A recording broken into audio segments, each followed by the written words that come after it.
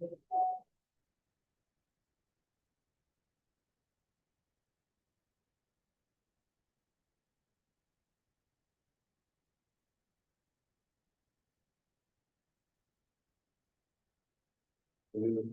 you can leave the bell, maybe you can, just ring the bell outside. Ring the bell What's that? outside.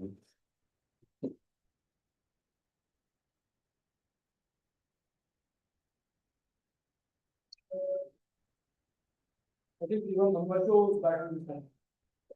Oh, really? Mm. Even the weather is fine. Mm.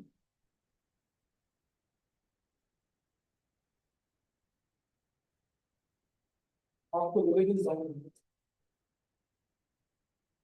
Tomorrow we is at the first place. It's dancing perfect. Never won.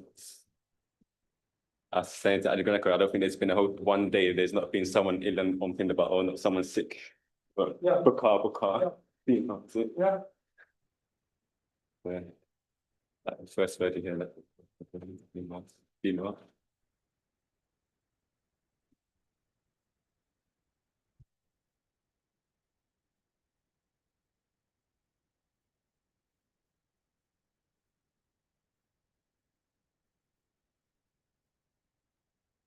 So English today.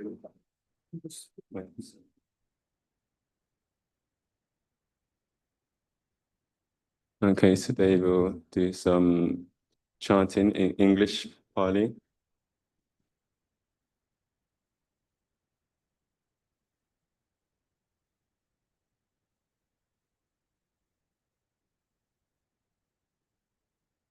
Page 2.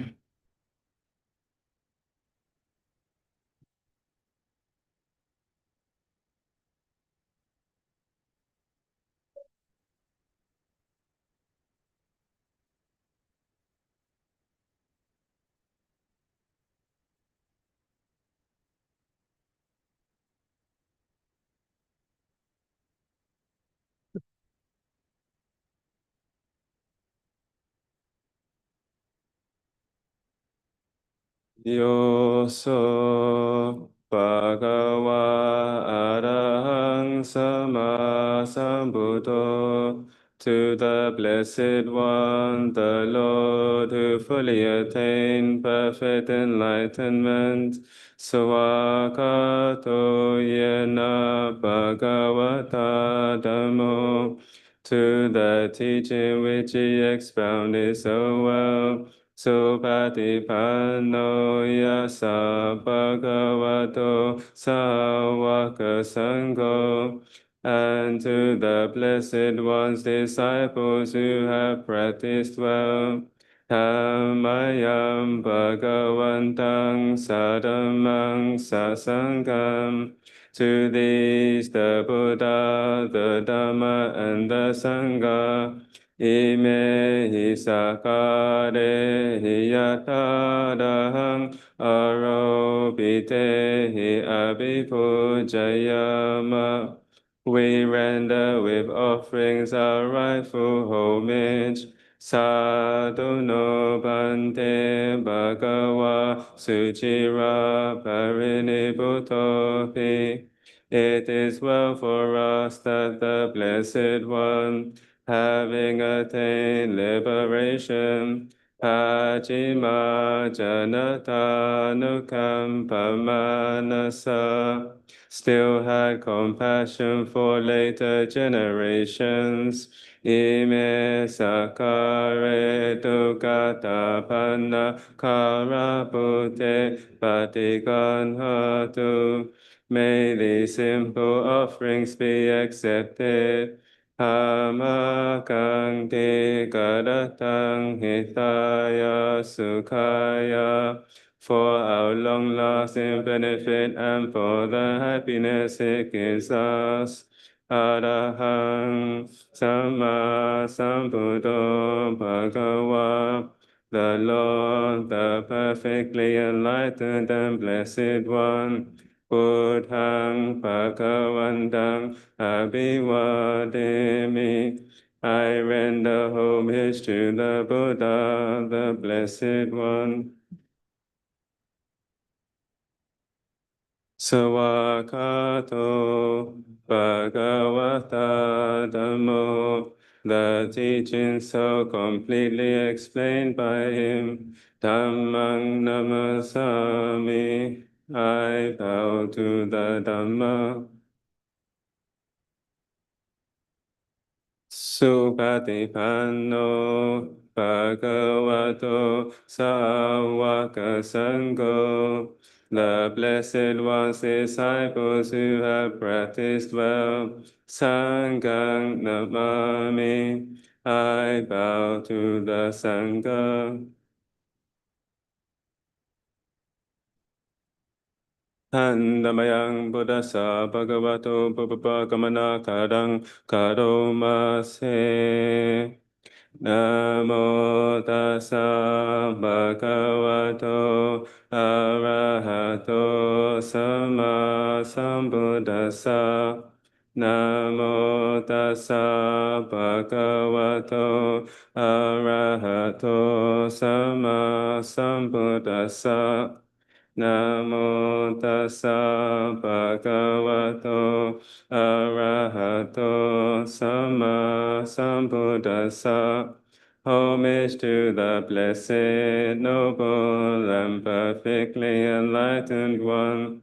Homage to the blessed, noble, and perfectly enlightened one. Homage to the blessed, noble, and perfectly enlightened one. Okay, so on page 19, we'll just do the English of the recollections of the Buddha, Dhamma, and Sangha. 1-9. Now let us chant the recollection of the Buddha. A good word of the Blessed One's reputation has spread as follows. He, the Blessed One, is indeed the Pure One, the perfectly enlightened One. He is impeccable in conduct and understanding, the accomplished One, the knower of the worlds. He trains perfectly those who wish to be trained. He is teacher of gods and humans. He is awake and holy. Now let us chant the supreme praise of the Buddha. The Buddha, the truly worthy one, endowed with such excellent qualities, whose being is composed of purity, transcendental wisdom, and compassion, who has enlightened the wise like the sun, awakening the lotus. I bow my head to that piece of chief of conquerors, the Buddha who is the safe, secure refuge of all beings, as the first object of recollection. I venerate him with bowed head. I am indeed the Buddha's servant. The Buddha is my Lord and guide. The Buddha is sorrow's destroyer, who bestows blessings on me. To the Buddha I dedicate this body and life, and in devotion I will walk the Buddha's path of awakening. For me there is no other refuge. The Buddha is my excellent refuge. By the utterance of this truth, may I grow in the Master's way. By my devotion to the Buddha and the blessing of this practice, by its power, may all obstacles be overcome. Whatever action I commit towards the Buddha, may my acknowledgement of what be accepted, that in future there be restraint regarding the Buddha.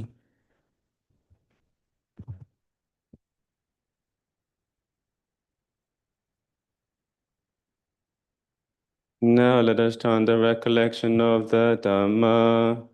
The Dhamma is well expounded by the Blessed One, apparent here and now, timeless, encouraging investigation, leading inwards, to be experienced individually by the wise. Now the chant the supreme praise of the Dhamma. It is excellent because it is well expounded, and it can be divided into path and fruit, learning and liberation. The Dhamma holds those who uphold it from falling into delusion. I revere that excellent teaching, that which the Dhamma, which is the supreme, secure refuge of all beings, as the second object of recollection, I venerate it with bowed head. I am indeed the Dhamma's servant. The Dhamma is my Lord and guide. The Dhamma is sorrow's destroyer, and it bestows blessings on me. To the Dhamma I dedicate this body and life, and in devotion I will walk this excellent way of truth. For me there is no other refuge. The Dhamma is my excellent refuge. By the utterance of this truth, may I grow in the Master's way. By my devotion to the Dhamma and the blessing of this practice, by its power, may all obstacles be overcome. By body, speech, or mind, whatever wrong action I've committed towards the Dhamma, may my acknowledgement of what be accepted, that in future there may be restraint regarding the Dhamma. Now let us chant the recollection of the Sangha. They are the blessed ones, disciples who have practiced well, who have practiced directly, who have practiced insightfully, those who practice with integrity. That is the four pairs, the 8 kinds of noble beings. These are the blessed ones, disciples. Such ones are worthy of gifts, worthy of hospitality, worthy of offerings, worthy of respect. They give occasion for incomparable goodness to arise in the world. Now let us chant the supreme praise of the Sangha. Born of the Dhamma, that Sangha which has practiced well, the field of the Sangha, fond of 8 kinds of noble beings, guided in body and mind by excellent morality and virtue. I revere that assembly of noble beings, perfected in purity, the Sangha which is the supreme security.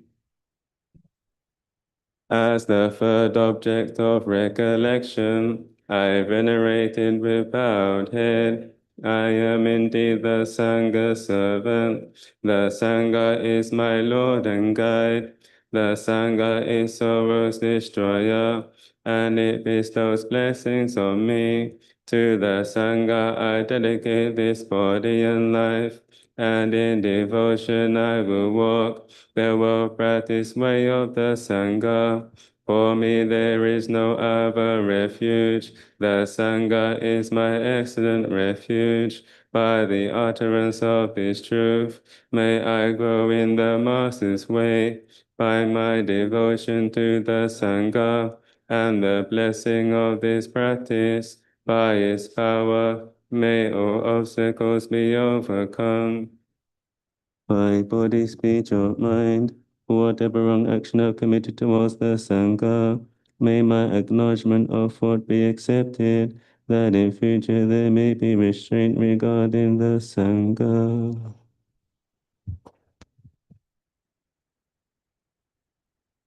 Page 38, to chant the highest blessings. And then we'll continue with some reading.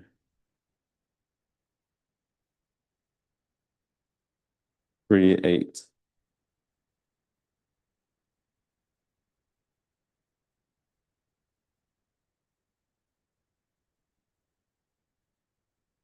Now let us chant the verses on the highest blessings. Thus have I heard that the Blessed One was staying at Savatthi, residing at the Jeta's Grove in Anathapindika's Park.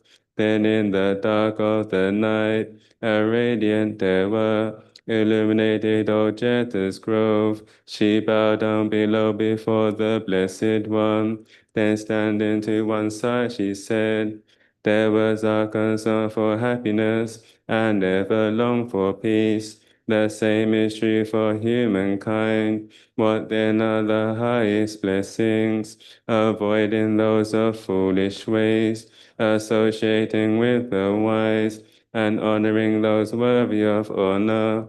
These are the highest blessings. Living in places of suitable kinds, with the fruits of past good deeds, and guided by the rightful way. These are the highest blessings, accomplished in learning and craftsman skills, with discipline highly trained, and speech that is true and pleasant to hear. These are the highest blessings, providing for mother and father support, and cherishing family, and ways of work that harm no being. These are the highest blessings, generosity and a righteous life, offering help to relatives and kin, and acting in ways that leave no blame. These are the highest blessings, steadfast in restraint and shunning evil ways, avoiding intoxicants that dull the mind, and heedfulness in all things that arise. These are the highest blessings, respectfulness and being of humble ways, contentment and gratitude, and hearing the Dharma frequently taught. These are the highest blessings, patience and willingness to accept one's faults, seeing venerated seekers of the truth, and sharing often the words of Dharma. These are the highest blessings, ardent committed to the holy life, seeing for oneself the noble truths, and the realization of Nibbana.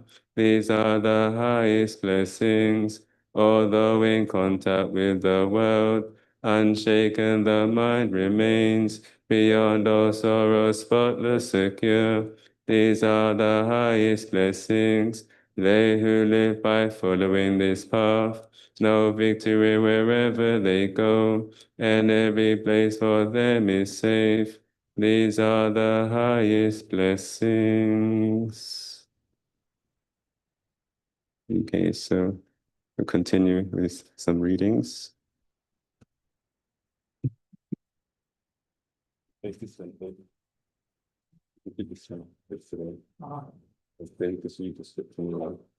Shuffle and changes. People that want to sit as well, just sit and you just keep placing this way. Let me get the board.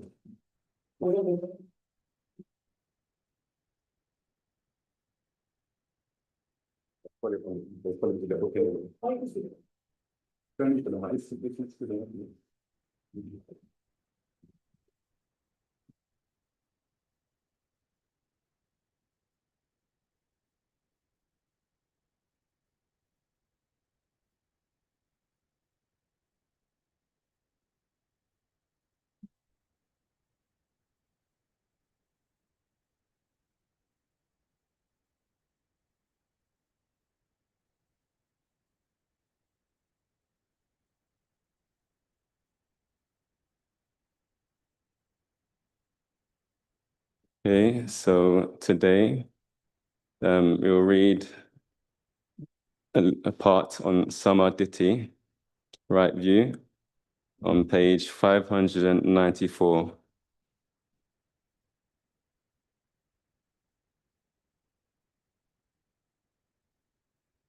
I see no other single Dhamma that is such a cause for the arising of wholesome Dhammas that have not yet arisen, or for the growth and maturation of that have already risen as right view. Samadhi is usually translated into English as right view. The prefix right means in harmony with the way things are. View includes opinions, beliefs, and values, theories, and philosophies. A right view is thus one that corresponds to reality. The conviction, for example, that acts of generosity lead to happiness would be considered as a right view. Right view is the first constituent of the Noble Eightfold Path and is indispensable for the development of the other 7 factors. At its most basic level, right view consists of the adoption of a certain number of principles, most importantly, the law of karma, as basic premises or working hypothesis to be relied upon in walking the Buddhist path. On this level, it is referred to as mundane right view. The combination of the path and understanding of the Four Noble Truths as a direct experience is known as transcendental right view. Unsurprisingly, given the central importance of right view as the foundation of all which Buddhist practice is to be established, teachings aimed at explaining it constituted a large proportion of Luang Por's discourses to the lay community. Right view is, he said, like the cool place unreached by the burning sun. It is our true refuge. Our refuge is mind that possesses right view, is the mind that possesses right view. See into the heart of things. Make your view straight and correct. Then wrong views will be unable to enter into your mind and mingle with it. That is the meaning of a refuge. Suffering arises whenever there is an incorrect understanding of the way things are. Therefore, Luang Por would emphasize establishing right view was the first step to the transcendence of suffering. If your view of things is correct, if it is samadhi, then nothing can go away. That is to say, when your way of looking at things is in accord with the true nature of things, then you can experience nothing as an obstruction. Your mind remains calm and contented, and problems are resolved. Without the effort to look closely at the mind, it is difficult to find the motivation to give up mistaken views. Until then, you're like somebody who drinks alcohol. Nobody can stop such a person from drinking until he sees for himself the undesirable consequences of this habit. So here we change a mistaken view into a correct one, change evil into goodness, and change an enlightened being into a noble one. It is right view that is responsible for these changes. These kind of changes for the better are called merit. He said that people with wrong view had a false kind of contentment, similarly to the ease of somebody who doesn't realize that they have dropped a valuable possession. Right view gave the same kind of inner ease as that experienced by somebody who remembered the exact location of a lost valuable and knew how he was going to retrieve it. Although the object was not yet in his possession, his mind was at ease. On another occasion, he compared right view to the key that opened the door to the Dhamma. Without that key, there was no way in. Karma. Much of Luang Por's Dhamma teaching was developed to instilling confidence in the law of karma, the essential constituent of mundane right view. Most frequently, he expounded upon the simple formulation of that law, familiar to all Thai Buddhists. Do good, get good results. Do bad, get bad results. While the brevity of this version of the formula makes for easy memorization, it also gives ample room for wrong views to accumulate. A common cause of doubt amongst lay Buddhists was that the teaching seemed to contradict everyday experience. So many people who did a lot of good things never saw any good coming from it, they said, whereas people who did bad things seemed to prosper everywhere you looked. Luang Por never tired in explaining how the good that results from good actions is not to be understood in terms of worldly notions of good fortune. If someone was disappointed that an act of generosity had borne no good results, then the act itself must have been performed with a desire for some reward. If you give something away with a wish for something in return, then it's not true giving. Longpo explained that people who doubt that good actions lead to good results simply don't understand what the Buddha means by good results. On one occasion, Longpo said, "In my life, I've never once had a bad result from a good action. At the moment that I've done anything good, I've always got a good result immediately there and then." In other words, the wholesome qualities of mind present in a good action were strengthened by the act, and that strengthening was the immediate reward. I'll give you an example.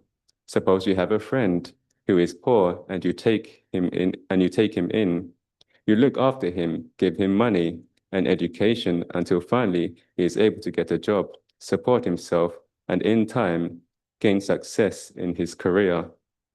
Sometime later, you fall onto hard times and become impoverished. This fellow doesn't come to visit you and makes no attempt to help you out and repay you for your kindness to him. You feel angry about this and you think, "I performed a good action but received no good results from it. Why on earth did the Buddha teach that good actions have good results?" That would be a foolish way to look at what happened. In helping out that man, your mind was good and just and noble, and the growth in those good qualities are your reward. The fact that he doesn't repay your kindness is his own affair. It's nothing to do with you. It's his own bad action. You'd be a fool to take the bad action of someone else into your heart. No good can come from that. He went on to give another example as to why the more obvious results of good actions can be disappointing. Say a person goes to work with a certain group of people.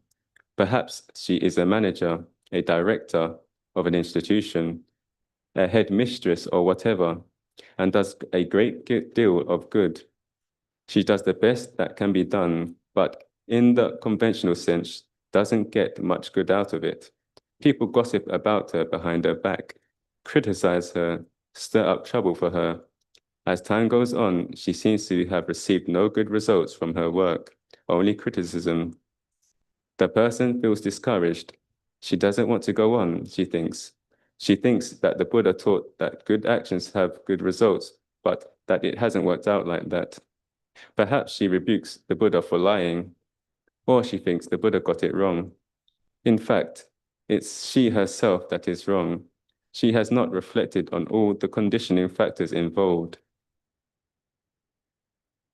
Good actions will only have good results immediately in the absence of opposing forces. A good seed sown in poor soil or in time of drought, for instance, is unlikely to produce a good plant. The Buddha taught that good actions have good results, and anyone who commits a bad action gets a bad result. When you're determined to do good and go to work as part of a group of unprincipled and immoral people, goodness will be unable to manifest. Why is that? No matter how much good we do, the results won't appear in that place, because the time does not allow it, the place does not allow it, the people do not allow it. That is an example of the way that the good results do not appear. The goodness will only appear there and then if the action is good. The place is good, the time is appropriate, and the person and the group fulfill all the conditions. That good actions have good results and bad actions have bad results is an unchanging law. We don't see it because of our own wrong thinking, opposing wrong views.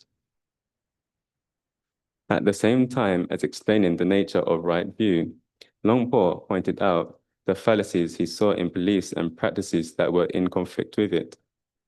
In the first few years after he established Wat Pah Pong, animist beliefs were still strong in the area around the monastery, and Longpo was resolute in his attempts to show how such beliefs were ill-founded and brought no real peace.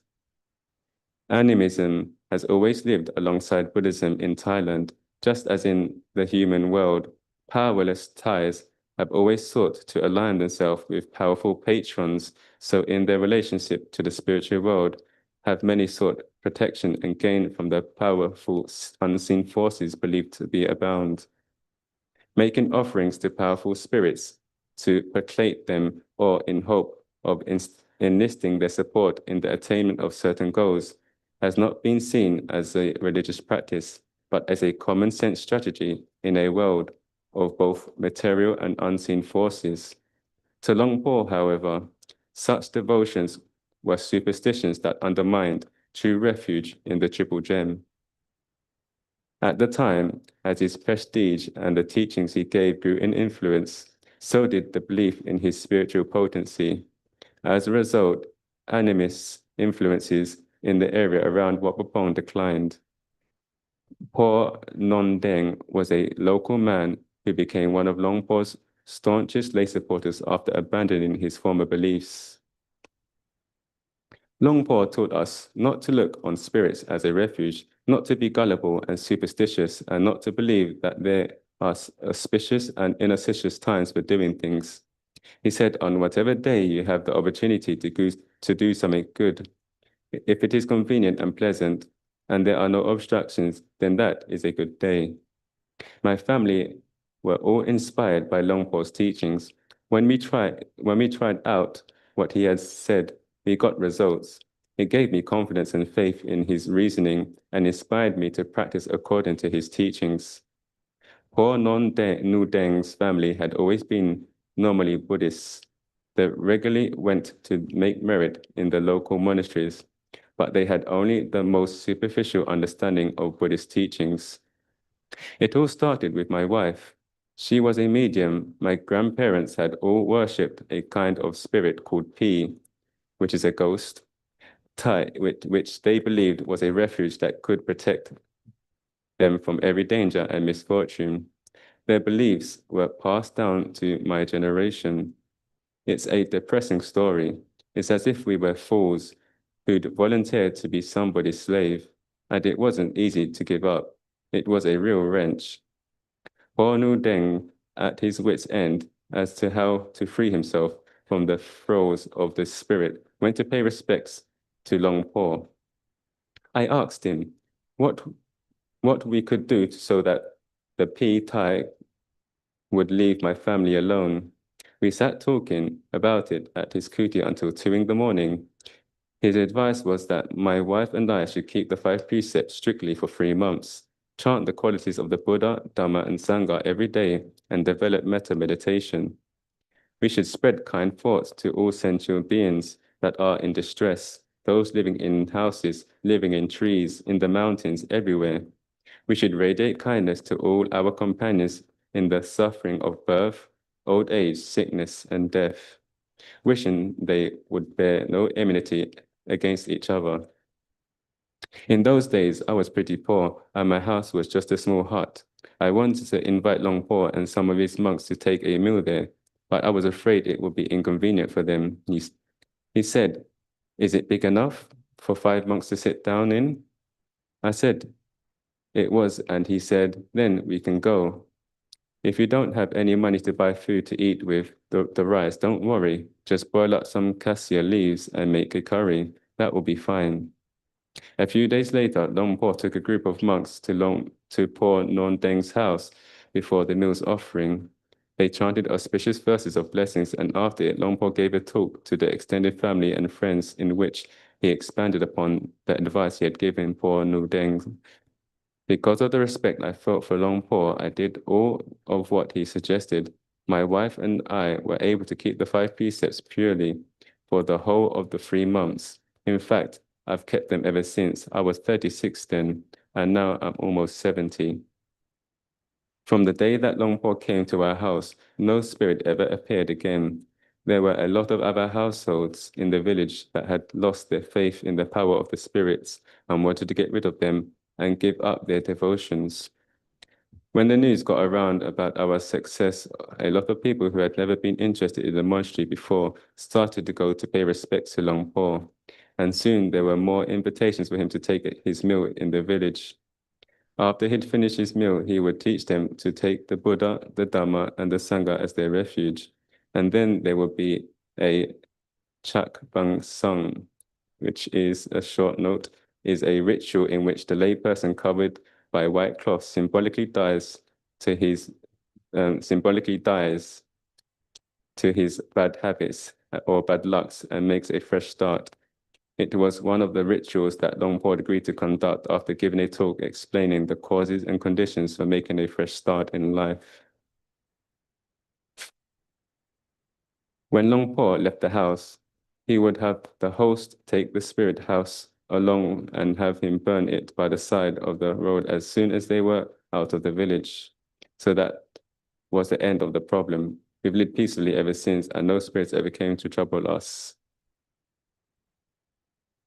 One of the more bizarre beliefs still to be found in northeast Thailand during Longpo's lifetime was that termite mounds were holy and able to grant all kinds of wishes for health, wealth, and protection. On this topic, Longpo pulled no punches. When your grandchildren get bigger, you take them to bow to a termite mound in the forest. It looks strange, you think, so it must have some sacred power. You bow to it and start muttering away with your requests. What you're already doing is asking a pile of termite shit to make you rich. Sometimes a termite man comes up underneath somebody's house and they're overjoyed.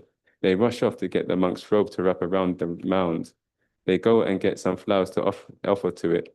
Meanwhile, the termites go on making their home bigger and bigger.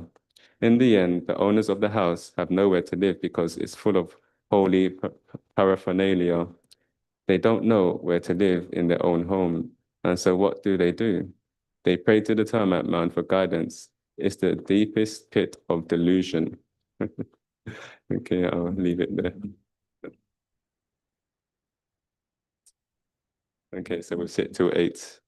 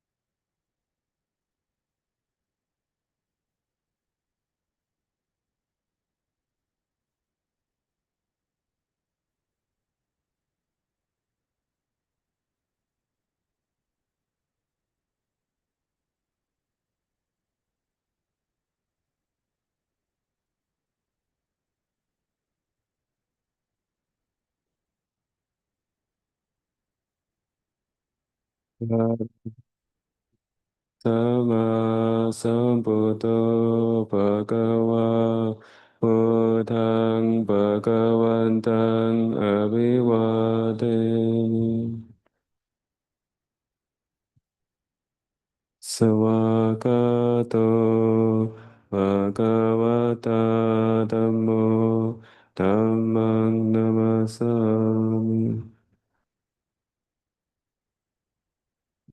Supatipanno Bhagavato Sāvaka Saṅghō Saṅgham Namami.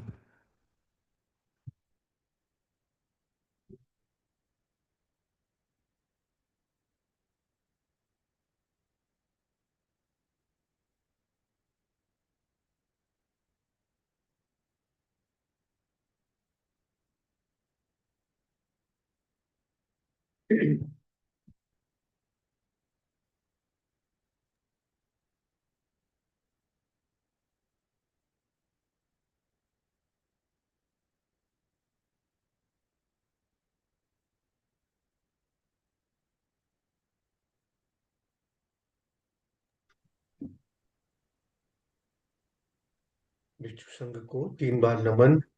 प्रथम नमन, द्वितीय नमन, तृतीय नमन। धन्यवाद पंडित जी। Okay, sadhu, sadhu. So we resume at 5:30 tomorrow. Now, धन्यवाद. Thank you.